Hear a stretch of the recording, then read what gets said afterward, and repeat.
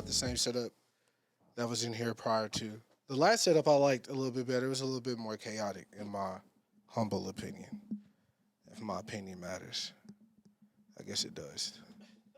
A little bit. Or else we wouldn't be on episode, what is this, 249.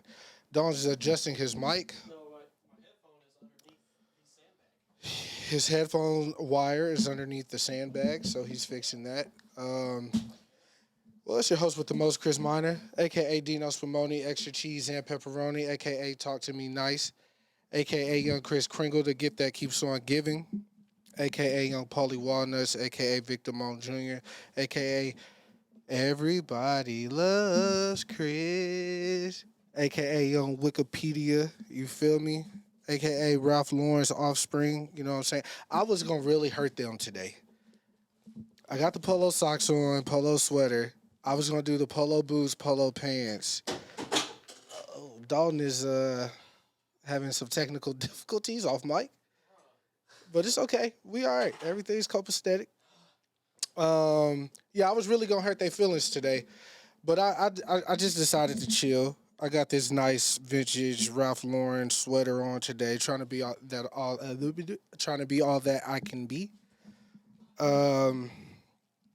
Got to hold it down while Dalton's fixing his shit. I don't really know where we at. We drinking some wine right now. We were supposed to have a guest, and Amanda was supposed to be here, but the weather brings turbulence, I guess. So it's just gonna be me and Dalton today. Hopefully, we can entertain y'all for about an hour. Yeah, it's gonna be a short episode. Yeah, it was raining and shit, so people in Dallas don't know how to drive when it's raining, so we had to take an alternative. And just as an aside here, the lighting in this room is way weirder than the other room. Yeah. They don't care about that shit, dog. I know, but no, if you're watching it, you do. Yeah. Because should we put a disclaimer for people with like epilepsy? Well, they don't have no flashing lights. It's just bright. I'm gonna try to correct as much as possible, but see, they have this light so high up, I can't change the settings. Right. But we here. Yeah, AKA sir. First of all, take a breath. Get yourself. Man, they had all my shit under a sandbag. Yeah, get yourself settled. Okay, yeah, it's Dalton, D-O-double-D, Dad Gang Extraordinary. You know what I'm saying? We out here. Episode 249. 249. Yes, sir. Yeah, yes, man, sir. we're here. You want to go ahead and plug the Dad Gang early? Oh yeah. So as always, I'm wearing my Dad Gang hat. Got the promo code. You just go to Dad Gang. Whatever you order, 1 hat, 10 hats, whatever. Yeah. You get 15% off. Yes, sir. The code is Dalton. So my name, DALTON, 42453. The link will be in the description of the episode if you're listening, and if you're watching, it's gonna pop up somewhere in the screen right here. Yeah. Dads are popping up left and right, so y'all get y'all's hats, man, to join the club. I fathered a lot of styles, so I should get me a hat. There you go. Yeah, that's what I'm saying. It's it can mean many things. Yeah. For sure. My coworker actually asked me Tuesday. She was like, "What's up with the StepBrothers merch? Like, no hoodie, no hats, no shirts, no nothing." I was like, "Look, you got to talk to Dalton about all that. He's the business. I'm the entertainment." We do have a store. Yeah, I'm still designing stuff because they keep dropping products and stuff on there. So I'm trying to see what we. Like, I'm slowly designing them, see what they like. Yeah. And this is a sample. Yeah. This is the most expensive hoodie. Yeah.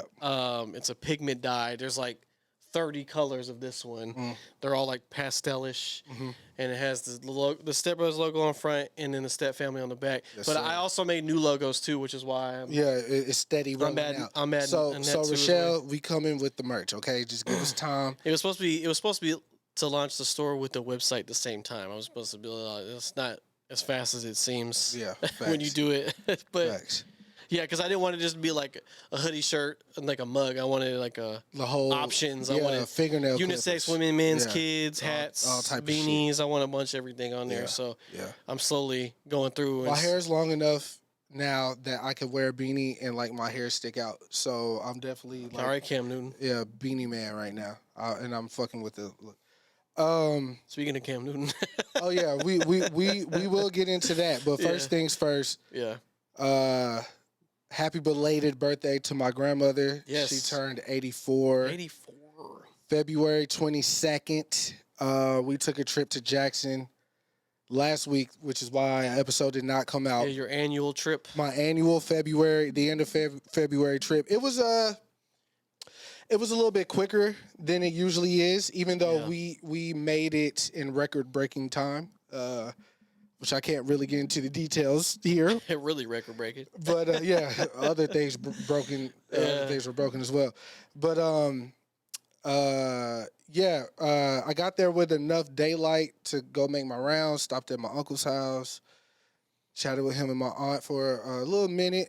He's been hounding me for shoes because the last time he came out here, he saw how my floor was just like, you can't wear all those shoes. You only got 2 feet. So, I took him like 5 pair. Sure. Took him a pair of 3s, 4s, some Air Maxes, a pair of Timbs, and some work boots.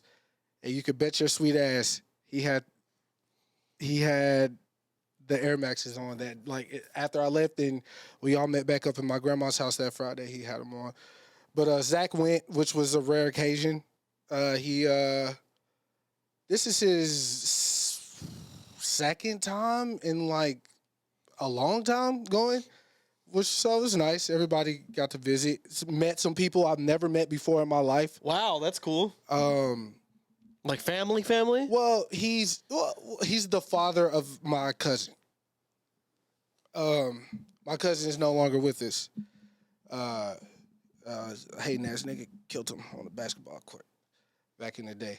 But the crazy thing about that is he and I share the same birthday. My cousin. Okay. And so I never met his dad. As the legend goes, my aunt got pregnant or whatever, back in the day. Dad split or whatever. So he wasn't that involved. Last time my dad said he saw him was at my cousin's funeral. And that was, I had to be 3, 4 maybe at the time. So I don't remember my cousin at all, like nothing.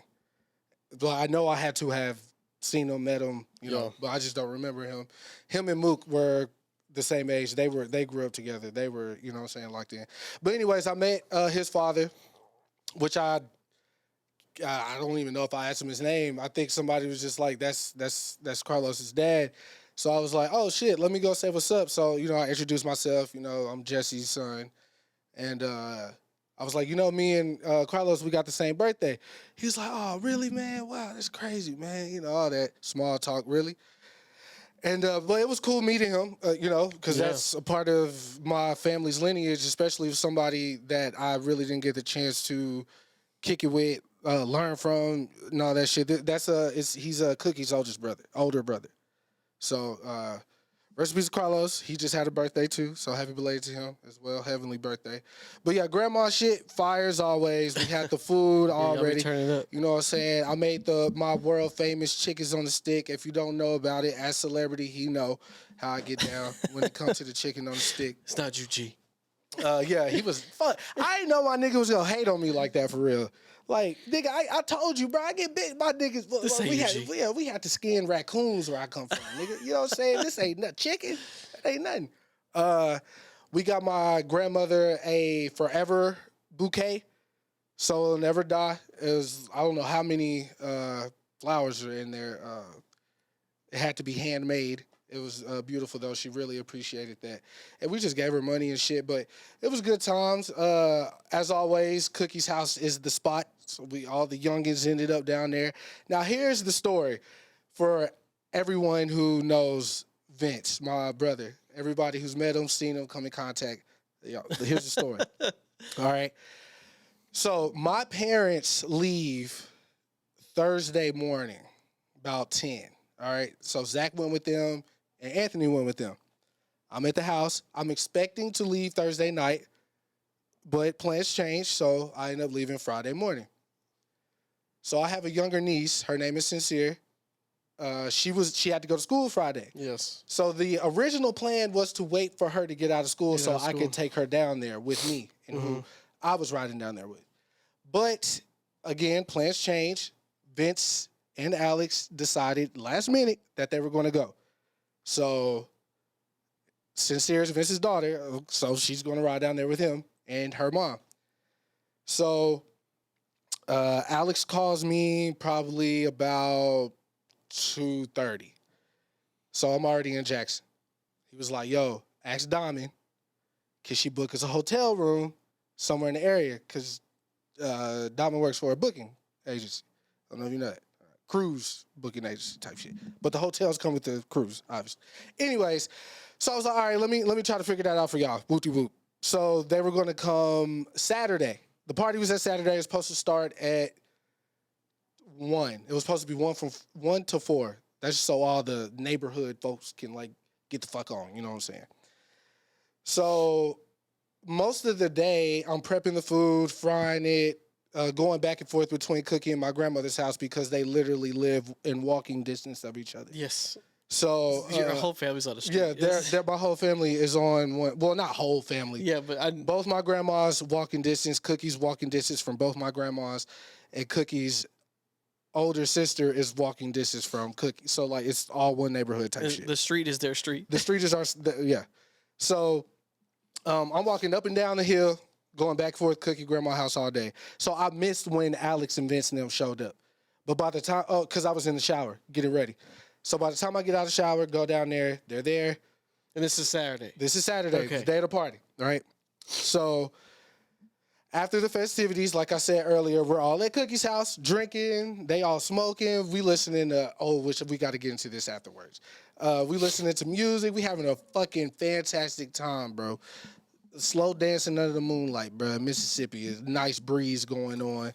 No street lights, all vibes, right? Yeah, Vince was on a different planet. Vince was on a different planet, right? So much so that I had to hide his bottle. He had one clip on his Instagram story, and everybody, there's like music playing, they was having a good time, and then chatting up. You see Vince by himself, staring into the distance, just talking to himself. Yeah, doing a little. And I was like, oh, he is out of there. Shout out to Kirsty because she noticed that too. She said, "Damn, y'all look just alike." I was like, "Yeah, that's my older brother, but he the black sheep." So chill out. Anyways, me and my uncle walked up to my grandmother's house, my father's mother's house, because my dad is renovating her house. So he's showing me. Oh, really? Okay. Yeah. I didn't know that. That's cool. Yeah. So they tore up all the floors, they redid the ceiling, everything. Right? They doing the whole thing. So he's showing me all that because my uncle's a part of it, kind of, sort of. He's the lead, if you will. Make sure everybody do what the fuck they got to do because we live here. And as we're walking back down the hill to go to my grandmother's house, I hear Vince yelling. So we're at the top of the hill. And you hear the yelling. And Vince is at the very bottom of the hill. There's at least 8 houses from the top to the bottom of the hill. Okay. So I hear him all the way to the top. So I'm like, okay, he really wants his bottle. I'll give him his bottle back. Whatever. I said, I just found your bottle, bro. It was sitting on the table. So, again, we partying, having a good time, whoopty whoop. So, Vince and T, which is my niece's mother, leave for the night. So I'm thinking they going to where they staying, right? We continue our night, smoke. We go get another bottle of Don Julio. We still going. Go to sleep, wake up, we getting ready to leave. Alex wants to ride back with us, right? So I didn't charge my phone the night before, so I had to walk down to my grandmother's house, tell my mom, like, yo, call Alex, see where he at, see where Vince at type shit. Alex was like, well, I'm at Jackie's house. I guess Vince and them at 2 house. I charged my phone, turned my phone back on, called Vince. He didn't answer. I called T. I said, yo, we about to head out. We finna go pick up Alex. He said he left his car keys in the car with y'all. We finna come to 2 house and grab him. T said, oh, no, baby, I'm back in Fort Worth. Vince at home. Yeah, imagine the fucking surprise, bro. 1 minute, he's there. They're there. They leave. So as like a whisper, bro, it's gone. So just to put this into perspective for y'all, Where's Alex Keys at, bro? Oh, he got him. Okay. Yeah, everything got Okay. situated. But to put this in perspective for y'all, from my house to Jackson is 6 hours, right? 6.5, right? That's not including stops. 6.5 hours. Vince lives 8 minutes up the street from me. So 6 hours and 40 minutes. They drove 6 hours and 40 minutes to sit down, eat, argue, get back in the car, and drive another 6.5 hours to get back home. All one big turnaround. Fucking insane. Nobody knew. I had to call my dad. Bro, you won't believe this. They left. They on their way back. Wooty woo. So, all in all, good trip. Stopped at this burger joint in Canton, Texas. World famous burgers or some shit. Old school. Oh, you're type talking spot. about Dairy Palace. Yeah, Dairy Palace. Fucking fire. If y'all ever in Canton, y'all should check it out. It's fire. I'm not gonna lie. I first walked in there. Got nervous. I got nervous. I was like, we're definitely getting called boy before we get up out this bitch. I just want you to know that because like it was nothing but old school white people. But they were all nice, all friendly. It's kind of like a Chick-fil-A, toned down Chick-fil-A with the service or whatever. But my trip was well. Again, happy birthday to my grandmother. Belated birthday to grandmother. Happy belated birthday to Carlos. Now here's where you come in, dog. Where I come in? Yeah. Okay. Because you're an R&B guy. Oh, okay. I was like, where do I come in? This is how I started my conversation. Cookie is like a sister to me, right? Confidant. I let her hear the music for anybody else. She don't judge me about my nails, nothing. Like she know her boy. You know what I mean? So I told her, we just sitting having a conversation, random, off the wall. I'm like, yo, I had tweeted Fortunate by Maxwell is my #1 all-time favorite R&B song, Right on. right? Out of all the R&B songs I heard in my life, right? Yeah. I said #2 all time, Snooze by SZA, right? I said this, Wow. all time, Wow. all time. Okay. Like it's that good to me. Already, right? Okay. So it's a bunch of my cousins in there and, you know, other people in there. So we all joined in the conversation. So everybody agreed. I was like, yo, those are really 2 good picks. Like, I'm not mad at that shit. But then they threw in a wild card. Oh, okay.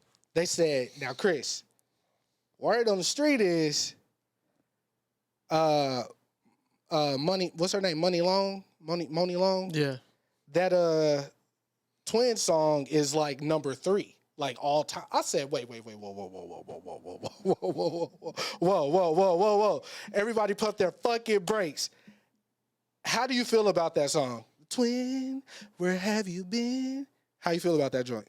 It's fine. Okay. Is it better than fine or just fine? It's fine to me. It's not mind-blowing or anything. No, it's fine. Writing's not mind-blowing. It's fine. Production not mind-blowing. Like if it's on, I'm not gonna change it. Right. But you're not gonna see me like getting into that shit. Right. I'm just gonna be like, all right, cool. Okay. Perfect, right?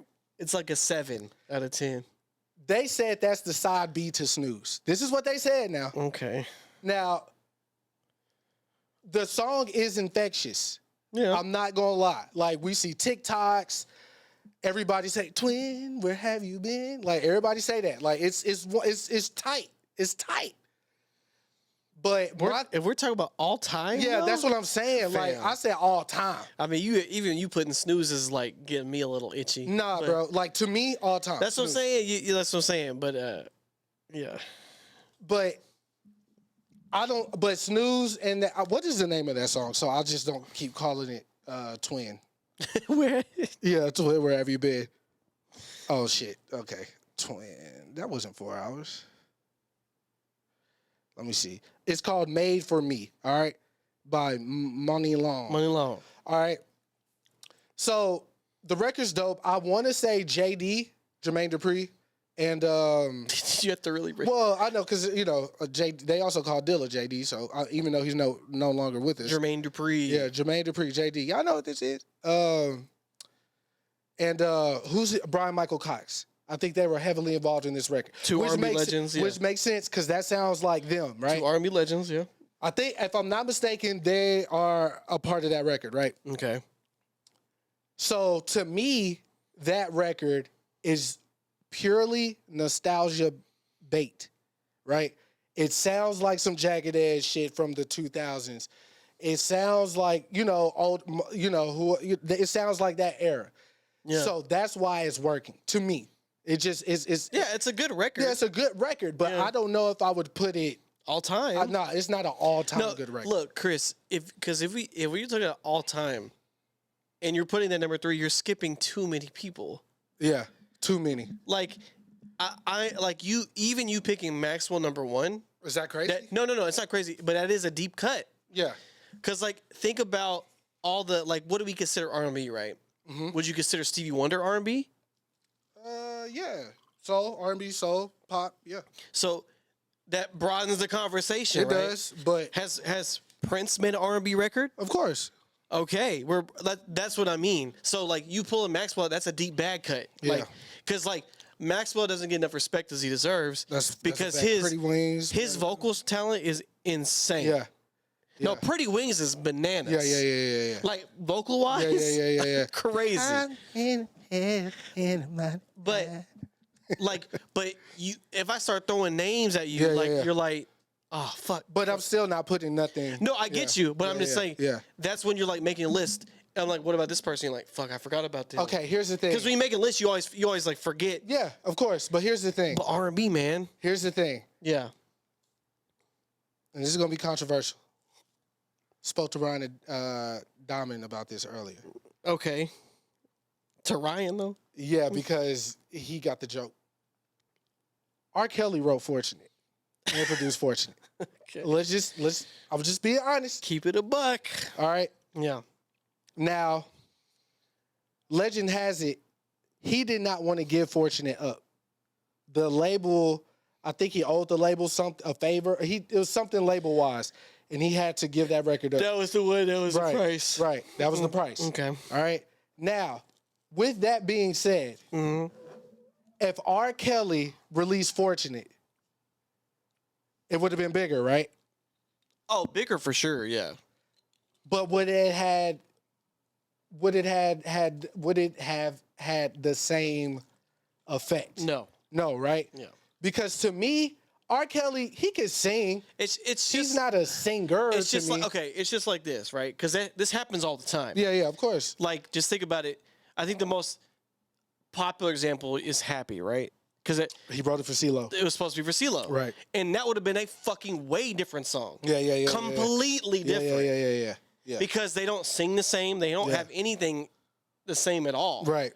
So like, that would have been. It would not have been as a huge hit Right. if it wasn't Pharrell. Right. Because CeeLo wouldn't have made it as a hit. Right. He would have just So to get back to why I brought up R. Kelly, to me, okay, I know controversial. Don't cancel us. I'm just speaking about Us. Me. Us. Okay, sorry. Don't cancel me. All right. R. Kelly, if he wasn't a fucking creep, sicko, all that shit, if verses was still happening, nobody, excluding nobody, I'm talking Mike and Prince, nobody's touching that nigga, bro. Nobody. Not even Michael Jackson. Nobody, bro. That's interesting. Nobody. Mike is the god, but Mike ain't got as many records as Kelly got. That's infectious like that. Like, I feel like niggas felt like we adored, revered, deep reverence for Mike, right? But niggas wasn't fucking with Invincible. I was, because Butterflies is on that bitch. I'm just being honest. I'm a fan. Look, I think I've said this before. It's crazy, right? Because like, Invincible is his lowest performing album, right? Right. And it went like 3 times platinum. Right. It's still crazy. It's still crazy. But like, for Mike numbers, yeah, it's like, oh, that ain't shit. That ain't shit. But 3 times platinum. Right. But yeah, he did. But Rock Your World's on there, bro.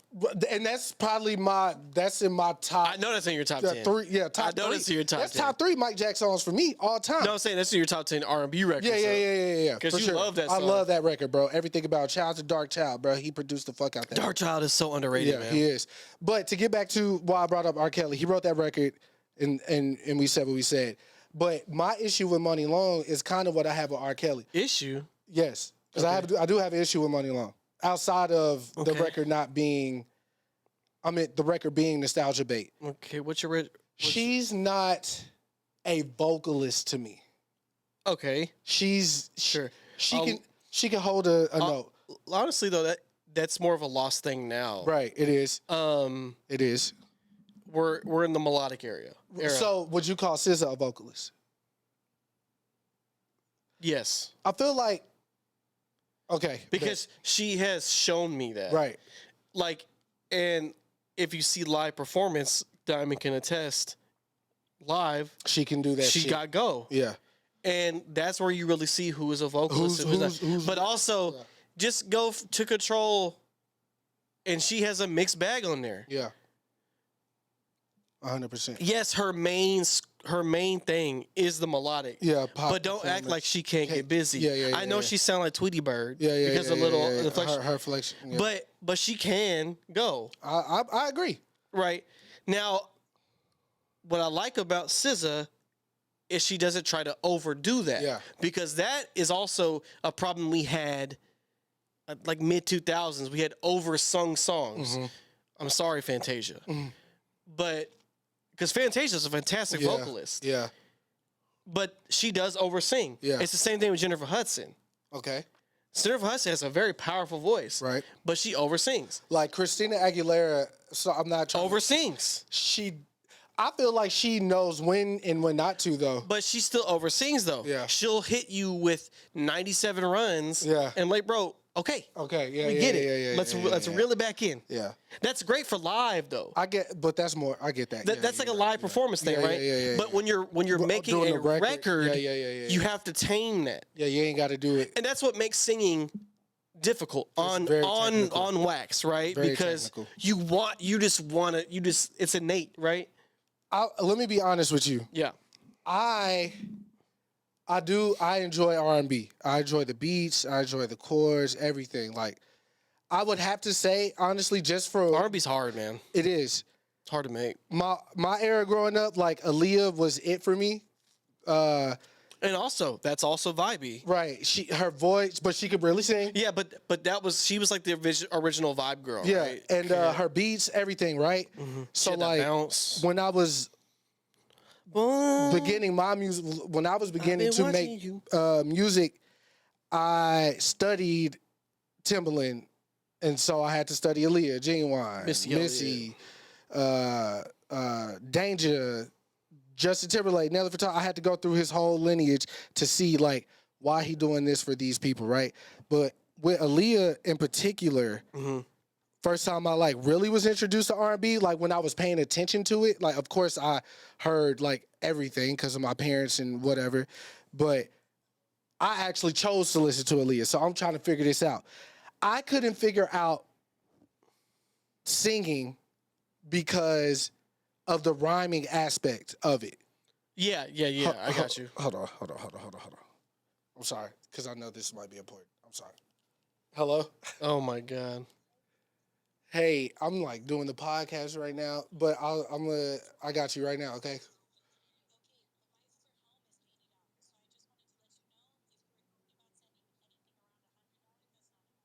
You heard that? No. Oh, well, that's what I was going to send you, though. I can't do that. But I can send you. I see you getting me to talk a little too crazy. I was saying I got you. Okay. Text me. Okay, bye. Like I was saying, we gonna edit that out. No, I'm not. All right. Anyways, we keep it all. We raw. Where was I at? Aaliyah. I can't figure the rhyme, right? Because I'm used to like hip hop, hippie, and then like Aaliyah's like, "Mama always told me to be careful who I love." Like I can't conceive that. Songwriting conceptually is different with R&B, right? I can't conceive that, bruh. Yeah, it's crazy. Like I just can't do it. Like words don't have to rhyme. Right. Like I'm like, what is? I'm like malfunctioning, right? But anyways, to get back to the overall point, no, I forgot the name of the song already. The Money Long. The Money Long song is not like that. It's a great song. And again, me about her vocal ability, to me, she performed on Jimmy Kimmel and the clip made, and I didn't say nothing, but I watched it and I was like, ugh. Look, somebody else had to say something for me to be like, okay, I agree. I just didn't want to be and that's the thing. Like I said, some people have that vibey voice. Yeah. And that's big right now. Yeah. Not everybody can make it go crazy. And then also live singing is different. Yeah. You don't have the controlled environment. You don't have, because you could take, like when you're in a controlled environment like a studio, you can take breaks and you can take punch-ins and things like that. But when you're live, baby. Yeah. Like, so, and then sometimes you realize people don't sound the same in person as they do on a record. Yeah. And I've seen a lot of singers in person, and it's interesting what they do, right? So, like, Erykah Badu sounds the exact same in person. Right. I know you don't like it, but John Legend sounds the exact same in person. But I'm just saying, he sounds literally carbon copy. He do. And he plays the piano while he's doing it. Yeah. Sade, phenomenal in person. She one of them ones, bro. I think she's one of the greatest. Yeah, she one of them and it's not even fucking close. Yeah. But like, and Shelby went to see Beyonce. They're all. She's powerful in person. Yeah. Right. So like, there's a difference between studio performance and live performance. I agree. And it's the same with rappers too, but singing is like, I think it's the most glaring, because sometimes the song even sounds different if you ain't got it. But with a vibey song, it is easier. Yeah. Because if I just have that vibe, but like I said, if you're a singer and you know your pocket, like Drake, stay in your pocket. Right. Stay in your lane. Don't do too much. Right. So this is why we give Hov so much credit, right? Excuse me. Wouldn't be a podcast without a Hov plug. Come on, man.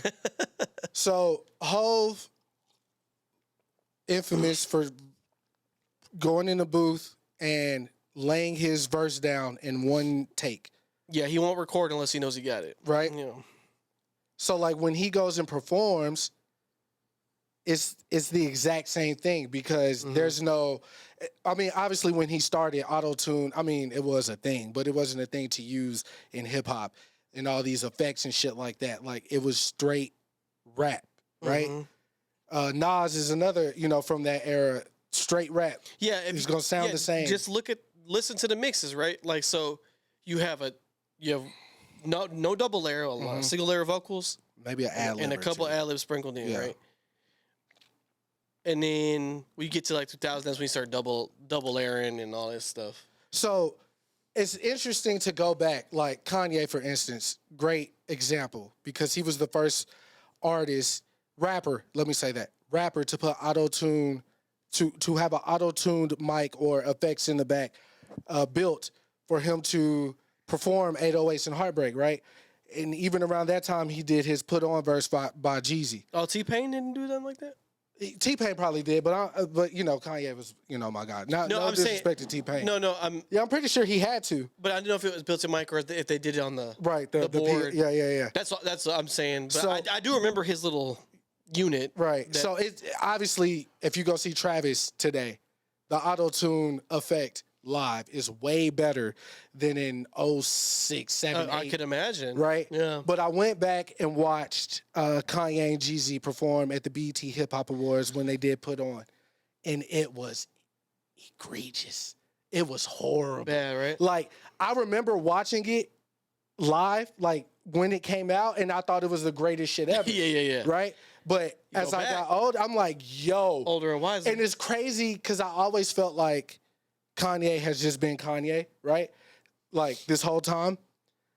So, like, in my adult brain, I was like, there's no way Kanye heard this and was okay with this. Yeah. But it was the times. It was the time. Roll with the punches. Had to roll with the punches. So, like, it's crazy because, like, speaking of that song, like, I just remember, like, yeah, I can't imagine, like, live, because that verse to me was, like, I remember when that verse came out. Biblical. Like, because we knew what just happened to him.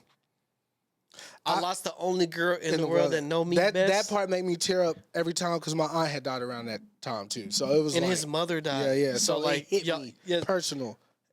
But yeah, like that. But see, that's what I'm saying. Like back then, did they think that was ass? Nah, of course not. You know what I'm saying? Like, I'm sure you couldn't hear it well. Yeah. Like, wait. No, imagine being in the crowd, right? Oh, yeah, Like, yeah, you're yeah, like, you're probably like, huh? Yeah. Oh, and then on their, you know, back then they used to use those stage monitors. Yeah. So I wonder. It was probably horrible, bro. But you know, that's just a testament to how far we come. Mm-hmm. Speaking of Jeezy, though, he did his Tiny Desk. Did you catch any clips? Yeah. I saw something where this chick brought like an all female. It was from a female. Yeah, college. her whatever college is in DC, I can't think of it. But Howard or Harvard or something. but no, it's Howard. Yeah.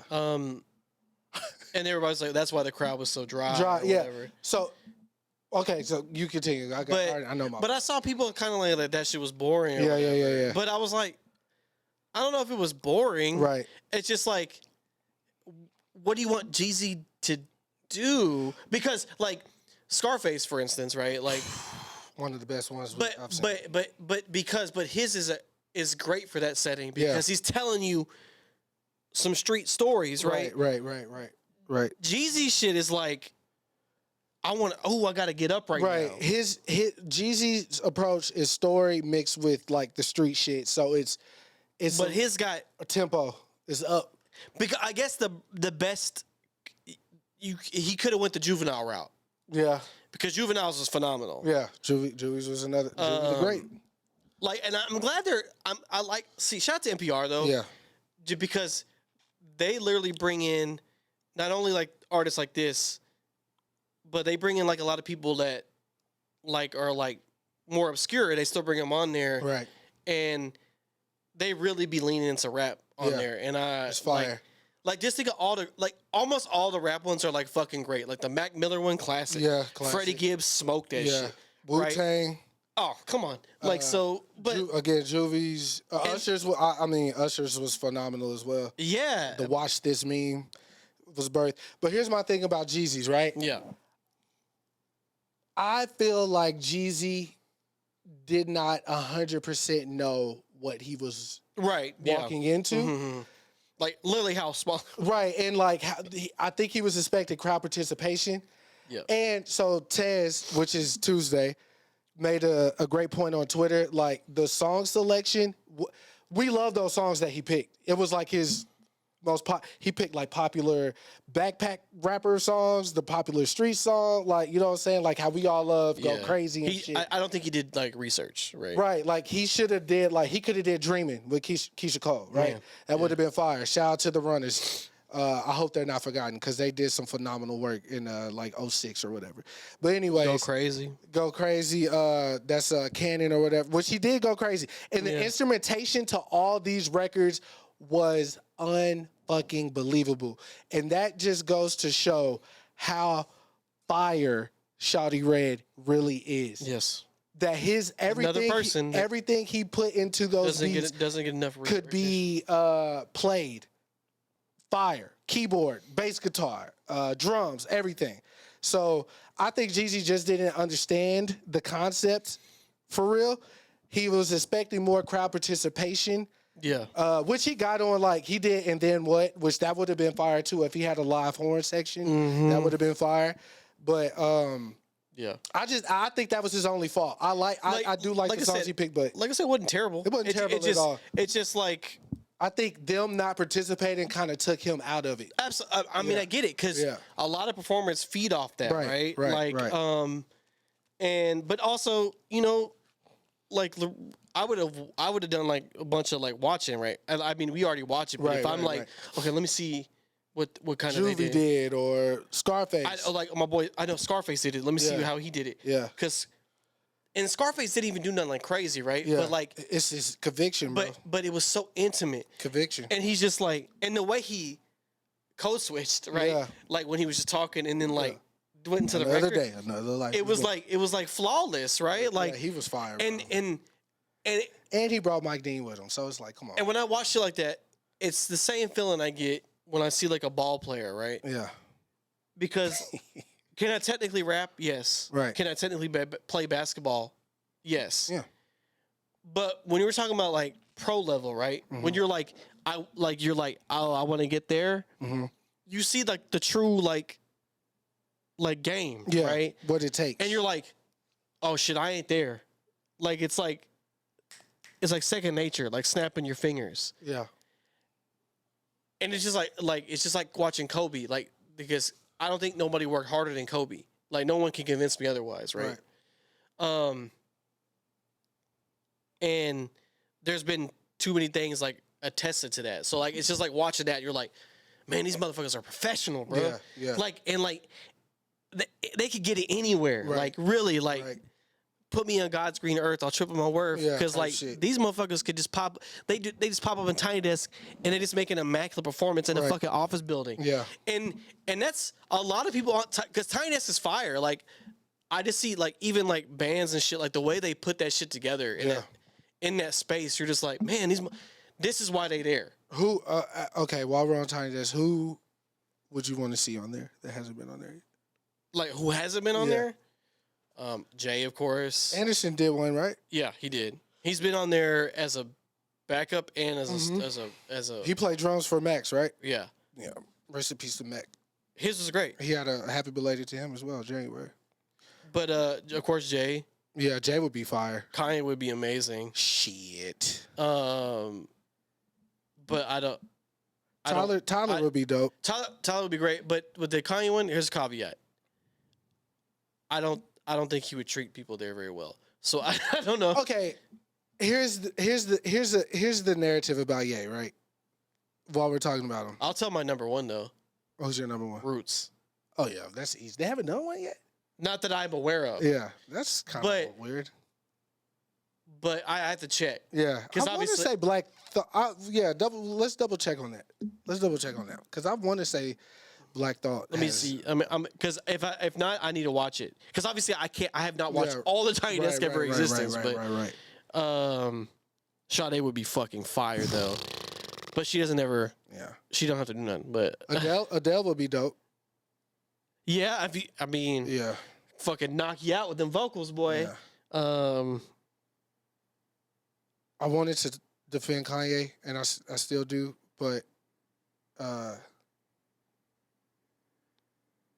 Beyonce, they told Beyonce I think it was Oklahoma or some shit. They were like, we're not playing Beyonce. Beyonce's not a country artist. We're not playing her on our station or whatever. And Okay, so they did do it. They did the Roots and Bilal. Did a word. wow, I have not seen that. I need to watch that shit Right. expeditiously. So they said Beyonce wasn't a country artist, and Oh, they weren't gonna play her on a radio station. And I just want that radio station to know. and she still went number one. She still went number one, bro. With or without your consent. Don't ever try to play the fucking queen, bruh. But It's your fucking mind, bruh. but if, like I said, if Kanye was polite, I would like him on there. So again, about Kanye, there has been people who's worked with, been around, whatever. I don't know if you saw this, but one of the ballerinas from the Runaway era, that when he was doing the Runaway, came out and spoke on his behalf, basically saying like, you know, we did a show and there was a party at the hotel. Kanye obviously invited all the ballerinas there and shit. We were just vibing, having a good time. And one of Kanye's homeboys, she didn't say who it was really like trying to get up on me type shit, trying to make me drink and do all this shit. And she said, you know, she was like, oh, I'm good, you know, we got a show tomorrow. I'm not trying to get fucked up. But he kept being persistent. Right. And Kanye overheard it. So she says, Kanye walks up to the situation and yells on homie, right? Yeah, of course. It was like, hey, she said she fucking good, bro. Chill out. You being weird, nigga. You being a dork or whatever, right? And she was like, he was like, oh, my bad. I wasn't trying to, you know what I'm saying? But especially with all this, like, with all the Me Too scenarios coming about right now, because she put that out when the Cassie and Diddy shit happened. Like, a day or two Just after, right? let him know that he's Right. He's not that type of guy. He may be this, but Right. he's not that, right? Yeah, I don't think we've ever heard anything on that. Right. Like I lane. think he only Even Kim hasn't said anything right. like that. I think he only treats people like they're idiots if they're genuinely being idiots. You know, but he's quick to snap. Yeah, he is quick to snap. That's because it's like Tiny Desk. Like if he didn't get the effect he Right, wanted, right, right, I feel right, like right, he would right, be right, like, right. hey. But I also feel like, especially Because right you can't now, act like you don't have a temper. yeah, oh yeah, come on, man, come on. But I also feel like because nobody's fucking with him, as far as backing him or like no big Yeah. things are reaching out to him, if NPR was just like, hey, we're gonna take a chance, bro, come on, and he came, I think he would treat it with Oh, I know if he decorum. went, it would be like he would probably have some shit we never seen in there. Yeah. He'd probably throw up lights behind Right, him and type shit, like I speaking of, we're on Kanye. Have you seen the shit they're doing for his new shows? in Paris, yeah. Like that screen Yeah, shit. yeah. That shit was crazy. Yo, I just want to, applaud Kim and Ye. I don't know these motherfuckers for real, but I applaud them for letting their daughter be who she wants to be and do what she wants to do at such a young age, and don't tell her like, don't do it. Like she ain't doing nothing sexual. She ain't trying to be too grown. She's a kid having fun. Like that record, the It's Your Bestie, Miss Westie shit, they was in Paris singing that shit a cappella. And she's in the middle of these motherfuckers just enjoying the fucking vibes, bro. Like that's fire that they allow her to do that. You know She is his daughter 100%. 100%. She like that. It's crazy. It's just like it's crazy that his lyrics came into fruition. Like, you know, it's what you call karma because what you have a daughter. Like, Yeah. Because I'm like, yo, your persona just went into a little girl. Yeah. Because like the way she talks to Kim. Yeah. And then like she always dresses as her father. Right. And I'm like, and she just has like his vibe. Right. You saw when there was a clip that was going viral on Twitter. Kim was like trying on some shit for, I guess, a show or outing or something. And North was like, I'm not going to lie. So if it's bad, I'm going to tell you it's bad, but I'm not going to lie. You see that one? Yeah. Fire, bro.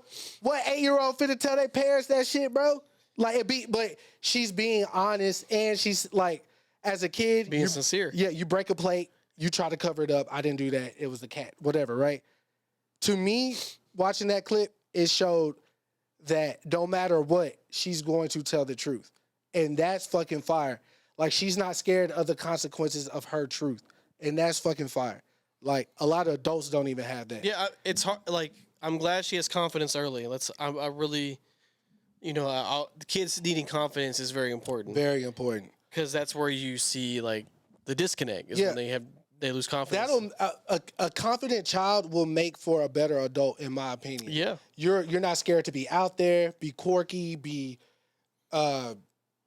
introverted or extroverted, whatever the case may be. Like, you know how to explain exactly what you're dealing with, what you're going through, and how today is going to be for you and anybody that is in front of you. Like, you're able to express that. Yeah. You know what I'm saying? In a pure, honest way. I don't mean to hurt your feelings. If me saying I don't want to go to the club hurt your feelings, that's not my intent. I'm just telling you, me as an individual, I don't want to go to the club. And I'll fuck with you tomorrow. Anyways, moving forward, your boy Cam Newton. Let's talk about it. Let me take my glasses off. Look, first off, I just gotta say, on behalf of just normal people everywhere, Yeah. stop trying to test these pro athletes. That, and let me say something else, because I was not made aware of this until his incident. If for those who don't know, Cam for the last 7 years has been holding like a football camp. He's had a 7-on-7 team for a long time, but then yes, he started a youth thing, and he goes to different communities and has 7-on-7 tournaments. And he brings like the community together, right? Yeah, and you know, Cam is a very giving type of guy, and right? Also, information. This is what it's gonna be like when it's time for you to go to high school, college, and not only that, league. He's always there, right? Like, so he doesn't just host the event and he's not there. It's like Cam Newton's event. Facts. He's like there, and he brings guests and things of that nature to to the community. and then he puts like coaches on and everything like that. So here's what I did not know Yeah. about these events. These entitled fucks, right? They were coaches. Well, the kid.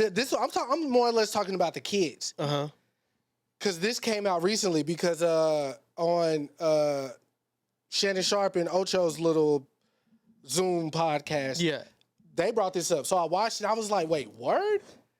Like, these kids talk shit to Cam. Oh, they've been doing it for years. And not like, oh, I'm finna bust your ass on the field. Not that. Like, they really try to personalize the attacks towards Cam. And he's throwing the event for these children. Yeah, so like I think the most popular clip was a couple years ago, as far as from the kid, right? So he was still an active player at this point. But he was hosting the event, he was on the sidelines coaching his team, and the kid behind him was like, "Hey, okay, you suck. Yeah. You're not better than blah blah blah." Right. And then Cam turns around and is like, "But guess where I'm at though?" Right. Like, right. So like, but he doesn't belittle the kids or nothing. He just like says his piece and then moves on. Right. But like where we've got, and I think he's one of the few players that has been disrespected since he came in the league. Right.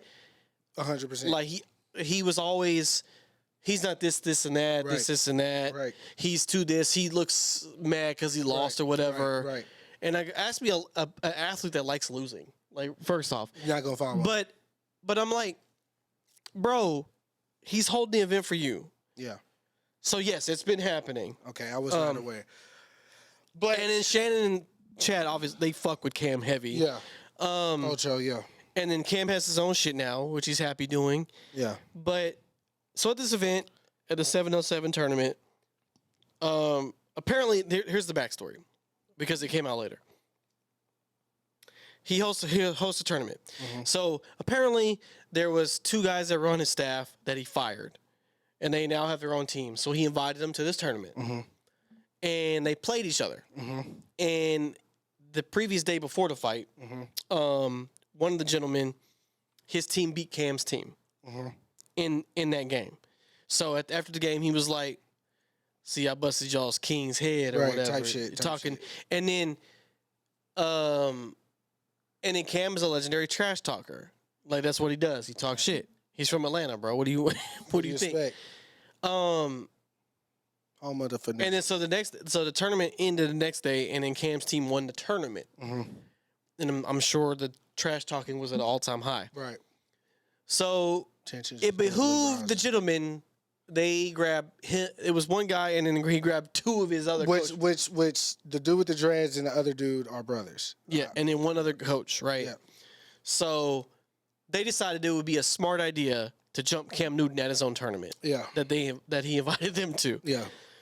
So if you haven't seen the clip, basically what happens is, first off, if you watch the clip, yes, those are grown men. Yeah. Because they don't look like grown men. They're because not that's how big Cam Newton is. Cam is a fucking giant. So now I'm going to try to paint this picture. So, okay, Cam is the size of LeBron James, right? Yeah. I think he's 2 inches shorter than LeBron. But he's muscular-wise bigger than this motherfucker, right? So he's huge. So Cam doesn't even throw a punch, right? So they try to bum rush Cam. Cam is holding one guy with one arm, holding him away. Another guy is in a headlock, and he is walking, literally walking like he's going on a stroll, holding these 2 men. And another one is trying to punch him. Yeah. And mind you, he has like one of those top hats on, right? And while he's walking, this dude is trying to punch him, and these dudes cannot move, right? And he's holding them. And another guy is trying to punch Cam in the face. I'm talking about Cam's face wasn't even moving. It was like he got a strong neck. Pause. He told the man, he was headlock. He said, "Hey, teach a man how to fight." and he was just throwing these dudes. Like, he didn't punch anybody. Nobody. Because they would have been out of there. Yeah. And then, of course, Twitter got a hold of it. Yeah. And did Twitter, like, they were like, "Bro, this man has had the worst offensive lines in history. You think that y'all gonna face him?" This man, so it took 9 Atlanta Falcons to tackle him on one play one time. You think you three regular guys are gonna tackle this man? So the two coaches that are brothers, the one with the dreads that was talking shit in the video, when he beat him, was like, nobody saw when Cam was talking shit to us, and he was in my brother's face, so of course I'm finna go and blah blah blah. But it's like, your brother, of course, are you your brother's keeper, right? Like if somebody getting into it with Dalton, I'm not asking any questions. I'm finna run up. But see, if you're coaching though, that's just part of it. Yeah, but at the same time, it's like, bro, it was like 3 niggas. He had 2 hemmed up.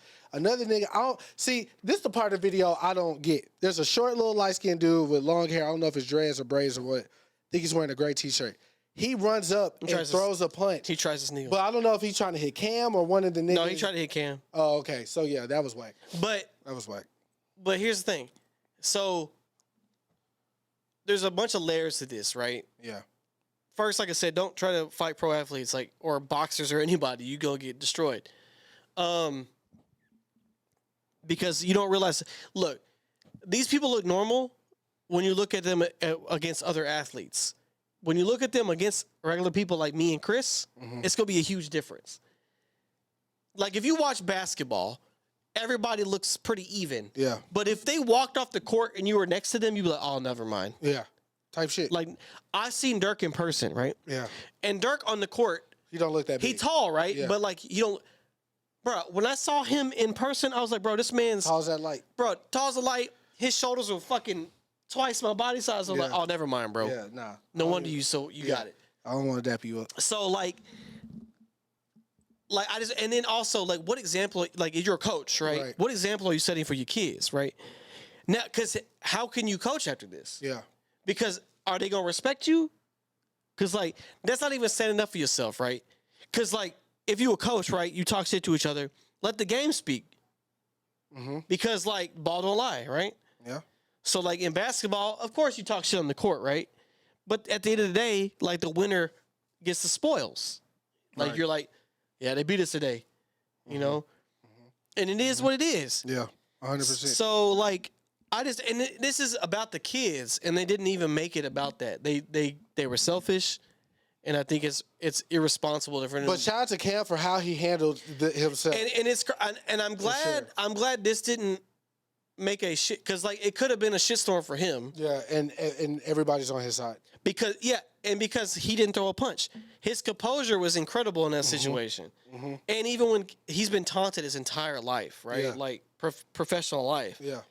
And he just has learned to let that shit bounce out because he's not going to jeopardize what he has going on. Right.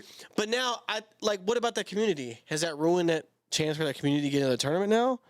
Because of their actions? Who knows? It's also silly to me. Like, because what did you prove at the end of the day? Nothing. You just made an ass of yourself. You're not even, because they're not even saying your name. Yeah. You're not even getting your name out there because like you're an idiot. Because now you're just the idiot that tried to fight Cam Newton and got dogged. But you ain't your brother. Daddy gonna whoop y'all ass when y'all get home. Bro, I just don't get it. But like, it's unfortunate, but you know, I hate when shit like this happens. So at the end of the day, love them, hate them. What Cam is doing is in betterment of the community. And speaking of community, let this be the last thing we say. Something very important near and dear to my heart. Today's the last day of Black History Month, dog. It is. The 29th. It's a leap year. Leap year, February.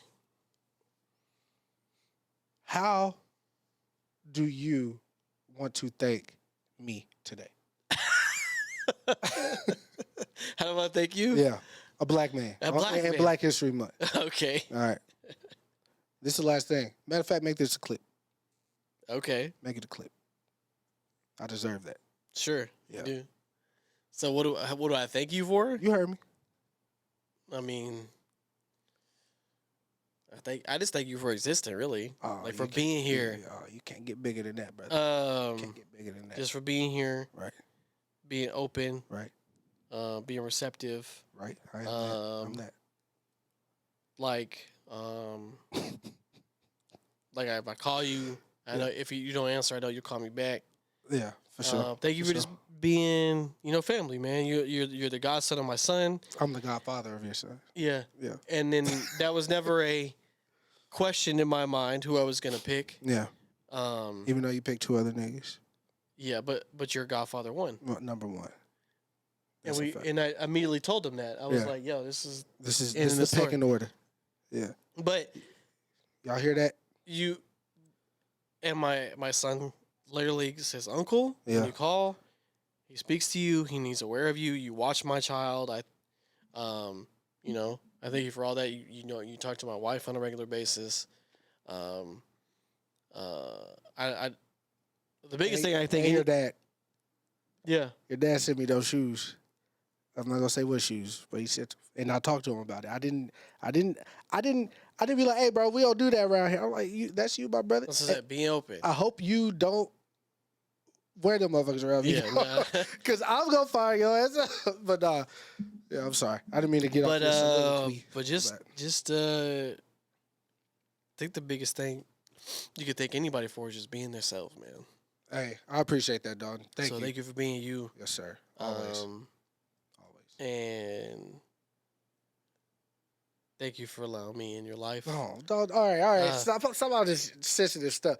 Look, man, you did. And I thought it was gonna be more funny. Like, I'm not gonna be funny. This is a real deal. This is real. I appreciate that. I feel like that's not a time for a joke. Right. You did. You said you tried to get me canceled. Nah, you had me at hello, dog. I'm not gonna hold you. All right, you had me at hello. I appreciate those words. If which you can, but if you were announcing like your friendly soulmates, you're my friend's soulmate. Yeah, that's a fact. That's really what it is. That's a fact. You're not going anywhere. I'm not going anywhere. It doesn't matter what state we live in or anything. We're gonna make it do what it do at all times. And I'm gonna continue to try to add a spark of a little flair, a little unpredictability, if you will. Not only to you, your wife, your son, but to all my friends. Yeah. That's what my purpose is. I just want to add a little extra paprika. When you thought the meal was complete, sprinkle that on there. That's me. You feel me? And I love y'all. I love you. And thank you for the words again. I'm pretty drunk right now. I think I'm going to keep drinking after this. But thank you guys for tuning in to another spectacular episode. We had a great conversation. Sorry I talked so much at the beginning. I had a lot to say. It was a shorter episode because like I said, the rain made us late. You know what I'm saying? Niggas don't know how to drive when it's raining in Texas. Y'all. It was rough out here. And then the TV went off. Yeah, but it's fine. And our guest let's not wait, I don't know what you're gonna say, so let me let you say. No, we had a guest. She's gonna have to reschedule. She said she'd probably make it next week. But we do have a guest coming up, just so you know. But at least this time we can ask her about a show. Mm-hmm. Yeah, so we have a guest coming up. I've been working on the video stuff, so please watch. Like, really, I've been really working hard on trying to make it look better, different. I mean, even with the trailers, you could already tell the camera quality different out here. Yes, sir. We've been doing stuff. The merch is coming. I promise. I'm working on a website too. I just got a lot of things in my personal life too that I gotta handle. So like, I can't do everything, but I'm out here. But yeah, and next episode is 250. So if it is a guest, it'll be the guest, and then we have to do some extravagant shit too, because that's half of a 500, man. That's like the deal. We came a long way. Every time we say, yeah, we're 200 and whatever episode, niggas be like, wow, bro. And you don't realize how many people start something and stop something, right? Yeah. We did not stop. We were from like 2 of Dalton's cribs, right? 3. 3.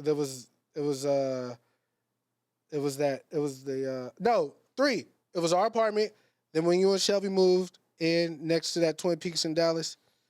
Yeah, and then Mockingbird Station. Then we went to the other house. Then your new house. Then we had one other studio, right? And then this studio. We did record at my brother's house. We recorded at Katie's house. Like, we did not stop. It don't matter where we at. We were everywhere. Like, if Mississippi had, better Wi-Fi connection, I would have live streamed the joint. I would have pulled it up. You know what I'm saying? But they catching up. They just got Uber. They just got DoorDash. They just got Amazon. Your grandma still don't have Wi-Fi, right? Don't talk about my grandma like that. No, she still don't, right? Nah. But you can bet your body she got surveillance. Yeah, I mean, I'm talking surveillance. Yeah. The 4 screens on the TV at the front of the house, back of the house, side of the house. Surveillance. You feel me? But nah, she got like she doesn't have Wi-Fi. No, I know. I remember she was like, I don't need that shit. But yeah, shit, But anyways, it's been a spectacular pod. I gotta go pee. Piece of chicken grease. Same. We out.